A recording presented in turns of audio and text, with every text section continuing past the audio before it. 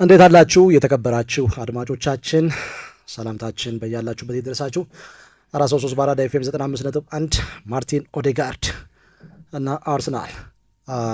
ኦዴጋርድ በዚህ ሰዓት በጉዳት ምክንያት በኮላተራል ሊጋመንት ኢንጁሪ ምክንያት ከሜዳ ርቆ ነው የሚገኘው። በእርግጥ አሁን ኢንተርናሽናል ብሬክ ላይ በመሆኑ ምክንያት እግር ኳሱ የበለጠ እንግዲህ የሕክምና ጉዳይ ላይ ነው ትኩረት አድርጎ ያለው። ያን ያህል ከባድ ጉዳት እንዳልሆነ ተነግሯል። በቀጣይ መቼ ይደርሳል? ቀጥሎ አርሰናል በክራቨን ኮቴጅ ከፉልሃም ጋር በሚያደርገው ጨዋታ ይደርሳል ወይ?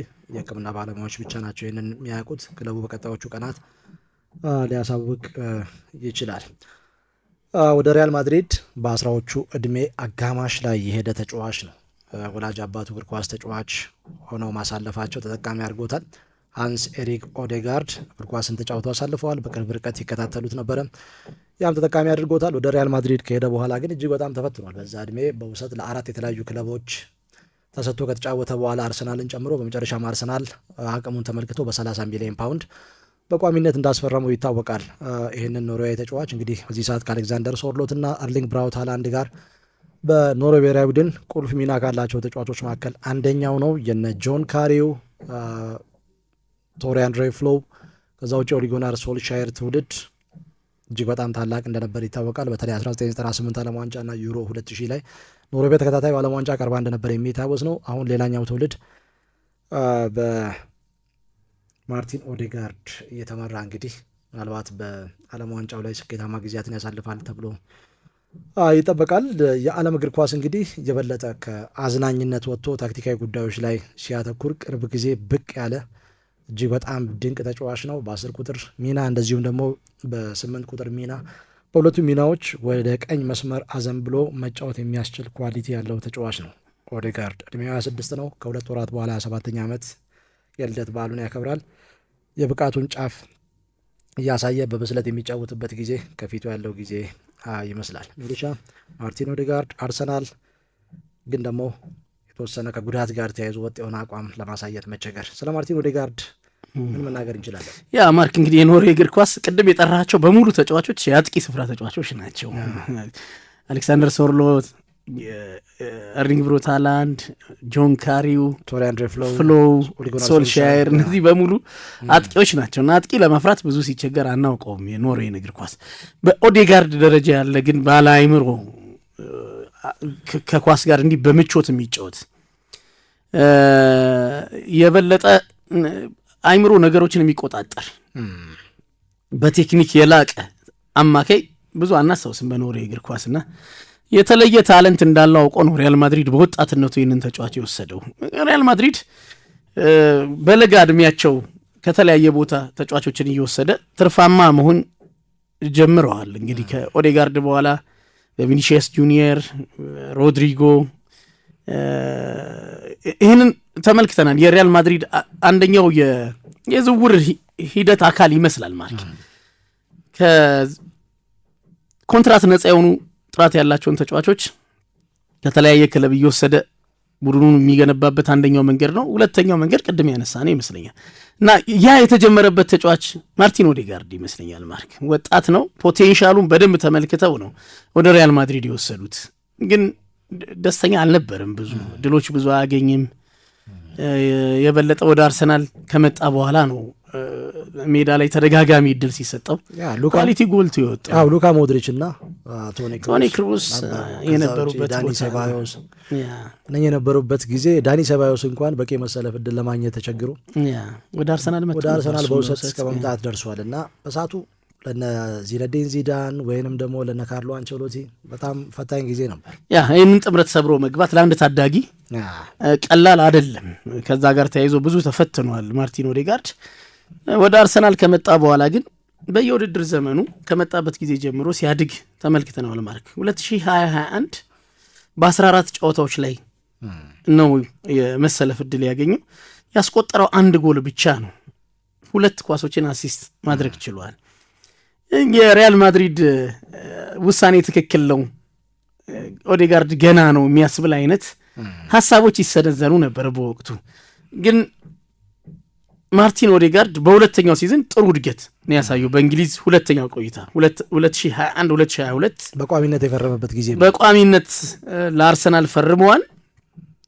ኮንፊደንሱን በደንብ አግኝቶታል። አሁን የመፈለግ አይነት ስሜት ታዳጊዎች የበለጠ ያጎለብታቸዋል። ማርክ በሚጫወቱበት ክለብ የመፈለግ ስሜት ሲኖር የበለጠ ኳሊቲያቸውን ወጥተው ይጫወታሉ እና ጌም ታይም የበለጠ ወጣት ተጫዋቾችን ያጎለብታል። የተሻለ የጨዋታ ጊዜ ማግኘት 36 ጨዋታ ላይ በዛ የውድድር ዘመን ተጫውቷል። አርሰናል 7 ጎሎችን አስቆጥሮ 4 ኳሶችን አመቻችቶ ለጓደኞቹ ማቀበል ፈጣን እድገት ነው ያሳየው። ማርክ በመጀመሪያ የውድድር ዘመኑ በ3 ጎሎች ላይ ነው ተሳትፎ የነበረው። በሁለተኛ የአርሰናል የውድድር ዘመን በ11 ጎሎች ላይ ቀጥተኛ ተሳትፎ ማድረግ ችሏል። ይሄ ፈጣን እድገት ያሳየበት ነው። ያደረገው የጨዋታ ቁጥርም ከነገና 14 ጨዋታና 36 ጨዋታ ብዙ ነው። የ22 ጨዋታ ልዩነት ኦልሞስት 2 ጨዋታ ነው በሊጉ ያመለጠ። 2 ጨዋታ ብቻ ነው ሳይሰለፍ የቀረው። 2022-23 እድገቱ ቀጥሎ በአንድ ጨዋታ ብቻ ነው ያልተሰለፈው። 37 ጨዋታ ላይ ተሰልፏል። 15 ጎሎች አስቆጥሮ 7 ኳሶችን ለጓደኞቹ አመቻችቶ ሰጥቷል። ማርክ ይሄ የበለጠ የማርቲን ኦዴጋርድ ምርጡ ሲዝን ነበረ ማለት ይቻላል። በ22 ጎሎች ላይ አንድ አማካይ ቀጥተኛ ተሳትፎ ሲያደርግ አርሰናል ከረዥም ጊዜ በኋላ ያገኘው ስኬት ይመስለኛል። እሱም ብቻም ሳይሆን ለዋንጫ የተፎካከረበት ደጋግመን እንደምንገልጸው ለ248 ቀናት በሊጉ ደረጃ ሰንጠረዥ አናት ላይ የተቀመጠበት ጊዜ ነው። የዛ ጠንካራ ቡድን ወይም ደግሞ በዛ ደረጃ አርሰናል ጠንካራ ተፎካካሪ እንዲሆን ማርቲን ኦዴጋርድ አስተዋጽኦ እጅግ የላቀ። ቲሙም የተሰራው እሱ ላይ ነው የተሰራው። 15 ጎሎችን አስቆጥረዋል፣ 7 ኳሶችን አመቻችቶ አቀብለዋል። ይሄ በጣም ምርጡ ሲዝን ነው ለማርቲን ኦዴጋርድ። ከዛ በኋላ ማርክ ቁጥሮቹ እየቀነሱ ከዚህ በላይ ነው ኤክስፔክት የሚደረገው። ምክንያቱም የምታየው ግራፉን የምታየው የበለጠ ከፍ እያለ ከአንድ ሲዝን ወደ ሌላ ሲዝን የማርቲን ኦዴጋርድ ተጽዕኖ በደንብ እየጎለበተ ሲመጣ ነው የምታየው። ከዛ በኋላ ግን 2023-24 ትንሽ ቀንሶ ነው የምታየው። 8 ጎሎችን ያስቆጠረው በ7 ጎል ልዩነት አለው ከ2022-23 በ7 ጎሎች ልዩነት አለው። አሲስት በማድረግ ግን በ3 የተሻለ አሲስት አድርጓል። ግን አጠቃላይ ተሳትፎ በ18 ጎሎች ላይ ሆኖ ታገኛለህ። 4 ጎሎች ቀንሷል። ለዋንጫ አርሰናል ሰፊ ድል በነበረው ረዥም ሳምንታት ከመራበት የውድድር ዘመን ይልቅ በ2023-24 በ4 ጎሎች ቀንሶ ታያል። ይሄ በ35 ጨዋታ ላይ ነው የተጫወተው። ጉዳት የጀመረው የውድድር ዘመን እንደነበረ ይታወሳል። ማርክ የበለጠ ወጣ ገባ ማለት የጀመረበት ያ ተከትሎ ነው። ባለፈው የውድድር ዘመን 2024-2025 በ11 ጎሎች ላይ ብቻ ተሳትፎ ያደረገው። በተከታታይ 7-15-8 ጎሎች ያስቆጠረ የአጥቂ አማካይ 2024-2025 በ30 ጨዋታ ነው። እርግጥ የጨዋታ ቁጥሩ ያንሳል ከሌሎች ጨዋታዎች፣ ግን 3 ጎሎችን ብቻ ነው ያስቆጠረው። 8 ኳሶችን አመቻችቶ አቀብሎ በ11 ጎሎች ላይ ቀጥተኛ ተሳትፎ አድርጓልና ይሄ የበለጠ በጉዳት ወጣ ገባ ያለበት የውድድር ዘመን ያለፈው የውድድር ዘመን በአርሰናል የዋንጫ ጉዞ ላይም አሉታዊ ተጽዕኖ ካሳረፉ ምክንያቶች አንደኛው የእርሱ በጉዳት ምክንያት ከሜዳ መራቅ ነው። ምንም ጥያቄ የለውም። ማርቲን ኦዴጋርድ ተጽዕኖውን እንግዲህ ተመልክተናል። 15 ጎሎች ባስቆጠረበት ሲዝን ምናልባት በዚህኛው የውድድር ዘመን ኦዴጋርድ በዛ ፐርፎርማንሱ ከጉዳት ነጻ ሆኖ ከአርሰናል ጋር ቢኖር ኖሮ ሊቨርፑል በዚህ ምቾት ሃኒሙኑ ረዝሞ ያለ ብዙ ጫና ዋንጫውን ያነሳ ነበረው። እርግጠኛ አይደለሁም። ማርክ የበለጠ የኦዴጋርድ ተጽዕኖ አርሰናልን ተፎካካሪ ከዚህም በላይ ተፎካካሪ እንዲሆን ማገዝ የሚችልበት አይነት እድል ይኖረዋል የሚል እይታ ነው ያለኝ። እሱ ብቻ አይደለም የተጎዳው። እርግጥ ግን የእሱ ተጽዕኖ በደንብ በጉልህ የሚታይ እንደነበር ይታወቅ። ያ እርሱ በሌለባቸው ጨዋታዎች በቅርብ ጊዜ የተመለከት ነው ከ4-3-3 ይልቅ ወደ 4-2-3-1 ኤቤሬቺ ኤዜን 10 ቁጥር ቦታ ላይ አሰልፎ ዴክላን ራይስን ከሳጥን ሳጥን ከዛ ውጪ ማርቲን ዙቢሜንዲ ከቦታው የማይንቀሳቀስ ተጫዋች በእንቅስቃሴ አልፎ አልፎ የሚሄድ ተጫዋች እንዲሆን ሲደረጉላ ተመልክተናል። እና የኦዴጋርድ አለመኖር አርሰናል ከእርሱና ከእርሱ ውጪ ወይም ከእርሱና ያለ እርሱ የሚያስብል አይነት ተጽዕኖ እስከ መፍጠር ደርሷል። ወላጅ አባቱ በዚህ ተጫዋች እድገት ላይ ቁልፍ ሚና አላቸውና በስልጠና ውስጥም ያሉ ናቸው። የበለጠ በአንድን ጨዋታ የሚወስነው የጨዋታው ፍጥነት ነው ብለው ይናገራሉና ለሰዓታት በመጀመሪያ የኳስ ንክኪና በሁለተኛ የኳስ ንክኪ ላይ ስራዎችን ሰርተዋል በልጃቸው ላይ። በተለይ ተጋጣሚ ቡድን ጫና ሲፈጥር የመጀመሪያ የኳስ ንክኪና ሁለተኛ የኳስ ንክኪ በዚህ ረገድ ትልቅ ቦታ አለው። የመጀመሪያ የኳስ ንክኪ አንዳንድ ጊዜ ወደ ቀኝ ሌላ ጊዜ ወደ ግራ ታጥፎ የመሄድ ነገር ያንን ሲያሰሩት ቆይተዋል። ይሄ ደግሞ በጨዋታ ላይ የበለጠ አግዞታል። እግሩ ላይ በተለምዶ አጠራር ኳሱን እግሩ ላይ ለጥፎ እንዲጫወት አድርገውታል። በዛን ጊዜ በነበረው ስልጠናና ዳይሬክሽኖችን ይቀይራል። ፊዚካሊ ደካማ ቢሆንም ግን ደግሞ በዚህ በመጀመሪያ የኳስ ንክኪ በሁለተኛ የኳስ ንክኪ ከተጋጣሚ ቡድን ተጫዋቾች ኃይልና ጉልበት የቀላቀለ እንቅስቃሴ በፍጥነት ነው የሚያመልጠው። ያ ከዛ ውጪ በአርሰናል 2022-23 የጠቀስከው ጊዜ የብቃቱን ጫፍ ያሳየበት ጊዜ ነበር። በእርግጥ በ2023-24 የተሻለ ነጥብ የሰበሰበበት ነው። በ2023-22-23 84 ነጥብ፣ በ2023-24 89 ነጥብ የሰበሰበበት ጊዜ ነው። ግን በግሉ 2022-23 ላይ እጅግ በጣም ጥሩ ጊዜያትን አሳልፏል። አንዳንድ ጊዜ ኳሱን የሚያስጀምረው እርሱ ነው። ከዛ በኋላ ኳስ ወደ ቀኝ መጨረሻውንም ኳስ የሚሰጠው እሱ ከቀኝ ሲነሳ ኳሱ የበለጠ ለጎል የተመቻቸ ኳስ በመስጠት በማሻማት ትኩረት ያደርጋል። ከግራ መስመር የሚነሳ ከሆነ ግን ቢውልዳፑ ላይ የበለጠ እስኪ 16 ከ50 ላይ ጠብቆ በግራ እግሩ የሚመታው ኳስ ከግራ መስመር አቅጣጫ ሴንተር የሚደረግ ኳስ ለግራ እግር ተጫዋች ፍጹም አመቺን ኳሱ እንቅስቃሴ ላይ ነው ያለው። ከዛ ቦታ ደግሞ የሚመታ ኳስ ለግራ እግር ተጫዋች በጣም ጠንካራ ነው። ማንቸስተር ዩናይትድ ላይ ያስቆጠረውን ጎል እናስታውሳለን። በኦልድ ትራፎርድ ማንቸስተር ዩናይትድ 1-0 እየመራ በፍጥነት ያቻነቱን ጎል ማግኘት የቻለው አርሰናልና በእርሱ አማካኝነት ነው ያገኘው። አንዳንድ ጊዜ 16 ከ50 ላይ ሆኖ በተዘጋጋ የሜዳ ክፍል ላይ በኢላስቲኮ ሁላ ኳስ ሲያቀብል ተመልክተናል። ኢላስቲኮ ፓስ ምን እንደሆነ ይታወቃል። በግራ እግሩ ኳሱን ወደ ቀኝ እግር አቅጣጫ ወስዶ በዛው ፍጥነት ፓስ ማድረግ እንዲህ አይነት ኳሊቲ እንደነበረውም በሚገባ አሳይቷል። እነ አርናይን፣ ሮናልዶ ሉዊስ ናዛሪዮ ደ ሊማ፣ ከዛ ውጭ ሮናልዲኒዮ፣ ጎቾ፣ ዲያሲስ ሞሬራ በተደጋጋሚ ይህንን ሲያደርጉ ተመልክተናል። የኤላስቲኮ ፓስ በብራዚላውያን ተጫዋቾች ዘንድ የሚታወቅ ነው። እርሱ ግን የጎል ማግባት እድሎችን ለመፍጠር የሚጠቀምበት ነው። ከተጋጣሚ ቡድን ፕሬዲክተብል ላለመሆን በተጋጣሚ ቡድን እጅግ በጣም የተለያዩ እንቅስቃሴዎችን ሲያደርግ እንደነበር ይታወቃልና ከመሱት ኦዚል በኋላ ትክክለኛው የአርሰናል ተተኪ ተጫዋች መሆኑን በሚገባ አሳይቷል። በማድሪድ ሳለ የአንዳንዶች ጉቲን ያስታውሰናል የሚል ነገር ያነሳሉ። ጉቲም የግራ እግር ተጫዋች ነው። በአርሰናል ደግሞ አሁን ያነሳው ሜሱት ኦዚልን በፈጠራው ያስታውሰናል የሚል ነገር ይነሳል። ሞደርን ፕሌይ ሜከር ነው ማርክ። ሞደርን ፕሌይ ሜከሮች ያላቸው ብዙ ኳሊቲዎች ማርቲን ኦዴጋርድ በሚገባ አለው። ቅድም ያነሳው የዚህ የኳስ ንክኪዎቹ በጣም አደገኛ ናቸው። የኳስ የማቀበል በአንድ ተችና በሁለት ተች ኳስን የማቀበል ኳስን የመቆጣጠር ቴክኒኩ እይታው እጅግ በጣም የተለየ ነው። ድሪብል አቢሊቲው በጣም ድንቅ ነው። ቪዥን ሌላኛው ድንቅ ኳሊቲው ነው የዚህ ተጫዋች። የማርክ ያነሳው አሁን እይታው ይሄ የበለጠ የማርቲን ኦዴጋርድ ትልቅ ኳሊቲ ነው። ሌላኛው የፓስ ሬንጁ ማርክ በየትኛውም ፍጥነት ይህንን ማድረግ ይችላል። ይሄ ሁሉም ተጫዋቾች ያላቸው ኳሊቲ አይደለም እና በዚህም እጅግ በጣም የላቀ ተጫዋች ነው። ከኳስ ውጭ ደግሞ ማርክ በወርክ ሬቱ በጣም ጥሩ ተጫዋች ነው። ቅድም ፊዚካሊ ስታነሳ ነበር። ይሄ በአካል ግዙፍ አይደለም፣ ግን በብዙ ሜዳ በማካለል ግን ከየትኛውም ተጫዋች የተሻለ ወርክ ሬት ያለው ተጫዋች ነው። ብዙ ሜዳ ሸፍኖ ይጫወታል። ያለ ኳስ ሰራተኛ ነው። በቡድኑ ፕሬሲንግ በሚያደርግበት ወቅት ቡድኑ አይነተኛ አስተዋጽኦ የሚያደርግ ተጫዋች ነውና አንዳንድ ጊዜ ዲስጆይንት ፕሬሲንግ ሁላ ያደርጋል። ለብቻው ተጋጣሚ ቡድን የውሸት ሩጫ አይነት ያደርጋል እና በጣም ተስማሚ ነው ከኳስ ውጭ ላሉ የዘመኑ እግር ኳስ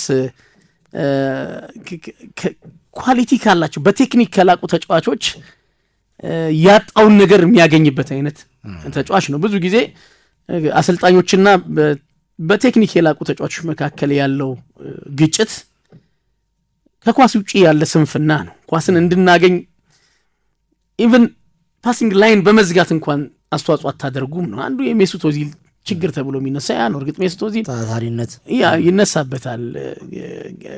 እንግዲህ ቁጥሮች እሱም ባይደግፉም ቁጥሮች ከሜሱት ኦዚል ጎን ናቸው። ብዙ ሜዳ ሸፍኖ የሚጫወት ተጫዋች ነው ሜሱት ኦዚልም ቢሆን የሩጫው አይነት ዝግ ያለ ስለሚመስል ለአንዳንዶች ሰነፍ ተጫዋች ይመስላል፣ ግን እንደዛ አይደለም። ማርቲን ኦዴጋርድ በዚህም የተመሰገነ ተጫዋች ነው። ሌላው በማይክል አርቴታ እንደሚነገርለት ኢንተለጀንት ነው። ይሄ የአእምሮ ጥንካሬ የበለጠ ነገሮችን ለመቆጣጠር ያግዙታል። የሱ ብቻ ሳይሆን የቡድኑ አእምሮ በሚፈለገው ደረጃ እንዲሆን የሱ ሜዳ ላይ መኖር ትልቅ አስተዋጽኦ ያደርጋል የሚል ነገር በተደጋጋሚ ጊዜ በማይክል አርቴታ ይነገራልና ማርቲን ኦዴጋርድ እንግዲህ ከጉዳቱ በኋላ ማርክ ቅድም ያነሳው እድሜው 26 ነው። ከሁለት ወራት በኋላ ነው 27 ዓመት ይሞላው። 27 ዓመት ደግሞ ለተጫዋቾች እንግዲህ እሱ ወዴት እንደሚሄድ ከጉዳት ነጻ ሲሆን አሁን ያለበት ቦታ ከጉዳት ነጻ የነበረውን ኦዴጋርድ አስበውና ሙሉ 8 ቁጥር ይመስላል። ጎል አስቆጣሪ ነው፣ አሲስት አድራጊ ነው፣ ከኳስ ውጪ ሰራተኛ ነው፣ ባናይምሮ ነው። በዚህ እድሜ ላይ እድሜ ሲጨመርበት የሚኖረው ብስለት በዚህ አሁን ባለበት የብስለት ደረጃ ደግሞ እንዳልከው ሙሉ ይሆናል። የበለጠ ማርቲን ኦዴጋርድ የሚያጓጓ ጊዜ ከፊት ያለ ይመስላል። ግን ከዛ በፊት ከተደጋጋሚ ጉዳት ነጻ መሆን አስፈላጊ ይመስለኛል። ከጉዳት ነጻ መሆን የተለያዩ አይነት ጉዳቶች ነው እየገጠሙት ያሉት። የትከሻ ጉዳት፣ የጉልበት ጉዳት ነው እየገጠሙት ያሉትና ቡድኑም እሱን ነጻ ሆኖ በየጨዋታው ማግኘት ይፈልጋል። አሰልጣኝ ማይክል አርቴታ የበለጠ እየተናገረ ቡድን የሚመራ አይነት ካፒቴን አይደለም። እየሰራ ከኳስ ጋር በቴክኒክ ልቀቱ ጓደኞቹን እየሰራ እያሳመነ ከኳስ ውጪ ያለውን ሁሉ እየሰጠበት ትጉነቱ ጓደኞቹን እያነሳሳ የሚጫወት አይነት ካፒቴን ነውና የማርቲን ኦዴጋርድ መኖር ለአርሰናል እና ለማይክል አርቴታ ቁልፍ ጉዳይ ይመስለኛል። እንግዲህ በውሰት ለተለያዩ ክለቦች ተሰጥቶ ሲጫወት እንደነበር የሚታወስ ነው።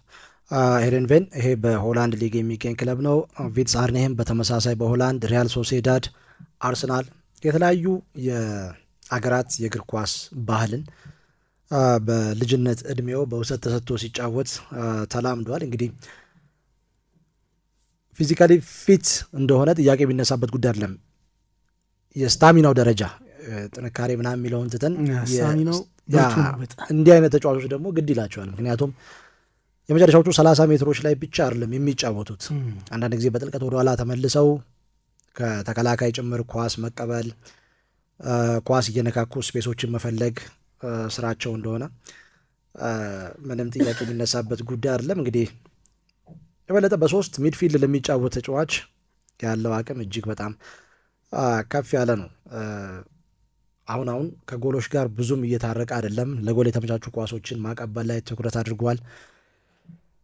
ምክንያታዊ ነው። እንግዲህ አርሰናል አሁን 9 ቁጥር ተጫዋች አለው። 9 ቁጥር ደግሞ የበለጠ ለጎል የተመቻቸ ኳስ ይፈልጋል። በቀደሙት ዓመታት ግን በጎሎች ላይ ለምን ተሳታፊ ይሆናል?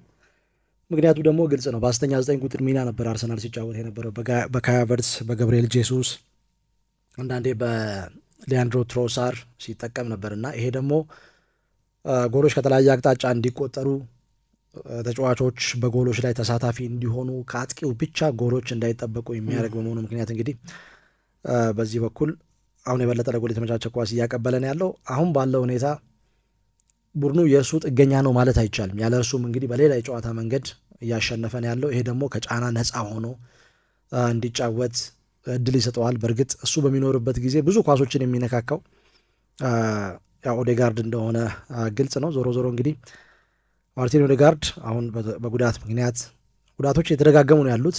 መጀመሪያ ላይ የትከሻው ልቃት፣ በኋላ ላይ ደግሞ የኮላተራል ሊጋመንት ኢንጅሪ ነው የደረሰበት። በፍጥነት ወደ ሜዳ ይመለሳል ተብሎ ይጠበቃል። እናንተስ ማርቲን ኦዴጋርድን በተመለከተ ምን ታዘባችሁ? አንዳንዶች ከብሩኖ ፈርናንዴዝ ጋር እያነጻጸሩ ጎሎች ላይ ተሳታፊ አይደለም ይላሉ። በተለይ ባለፈው ዓመት አርሰናል ከማንቸስተር ዩናይትድ በኦልድ ትራፎርድ በተለያየበት ጨዋታ ብሩኖ ያስቆጠረውን ቅጣት ምት ጎል ተከትሎ በተደጋጋሚ አርሰናል ላይ ባለፈው ዓመት በኤፍኤ ካፕም ጎል ማስቆጠሩን ተከትሎ እርሱ ደግሞ የፍጹም ቅጣት ምት ከመሳቱ ጋር ተያይዞ አንዳንድ ትችቶችን ሲያስተናግድ ነበር። ግን ደግሞ አርሰናልን ያለ እርሱ ማሰብ እጅግ በጣም ከባድ ነው። ምናልባት ለተወሰነ ጊዜ በጉዳት በማይሰልፍባቸው ጨዋታዎች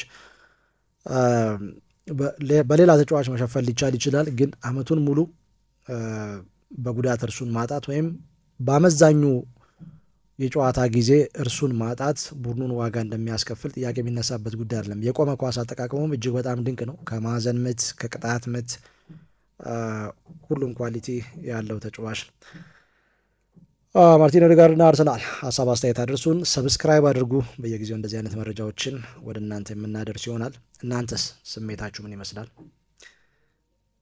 አስተያየት ስጡን። የእናንተ አስተያየት የበለጠ ፕሮግራማችንን ሙሉ ያደርገዋል። ስላዳመጣችሁን ከልብ እናመሰግናለን።